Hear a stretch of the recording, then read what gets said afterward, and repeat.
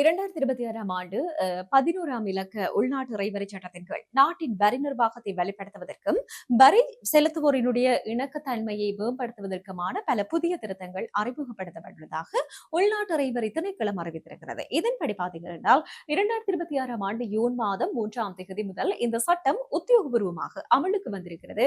குறிப்பிட்ட சில மோட்டார் வாகனங்களை விற்பனை செய்வதன் மூலம் பெறப்படும் லாபம் இனிமேல் வரி விதிக்கப்படக்கூடிய வருமானமாக கருதப்பட மாட்டாது என அறிவித்திருக்கிறது.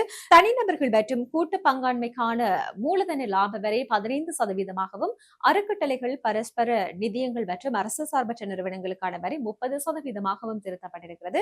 மாதத்திற்கு 1 லட்சம் ரூபாவுக்கு மேற்பட்ட சேவை கொடுப்பனவுகளுக்கான 5% தடுத்து வைக்கப்படும் வரியின் வரம்பு மேலும் விரிவுபடுத்தப்பட்டிருக்கிறது. இதன்படி தகவல் தொழில்நுட்ப வல்லுநர்கள், சமூக ஊடக நிபுணர்கள், கலைஞர்கள், விளையாட்டு வீரர்கள், ஒளிப்பதிவாளர்கள், மொழிபெயர்ப்பாளர்கள் மற்றும் எழுத்தாளர்கள் ஆகியோரும் இனி இந்த வரி வரம்பிற்குள் உள்வாங்கப்படுவார்கள்.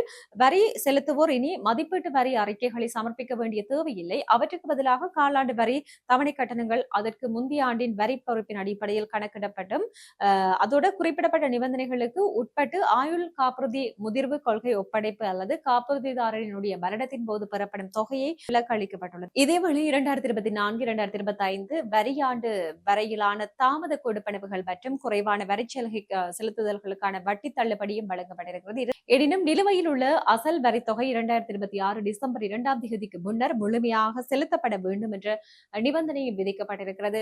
வங்கி கணக்குகளை ஆரம்பித்தல், மோட்டார் வாகன பதிவு மற்றும் புதுப்பித்தல், வணிக பதிவு, நிறுவன பங்குகளை பரிமாற்றுதல் மற்றும் கடன் அட்டைகளை பெற்றுக்கொள்ளுதல் போன்ற பல்வேறு முக்கிய பரிவர்த்தனைகளுக்கு இனி வரி செலுத்துவோர் அடையாள எண் சமர்ப்பிப்பது கட்டாயமாக்கப்பட்டுள்ளதாக உள்நாட்டு இறைவரி திணைக்களம் மேலும் தெரிவித்திருக்கிறது.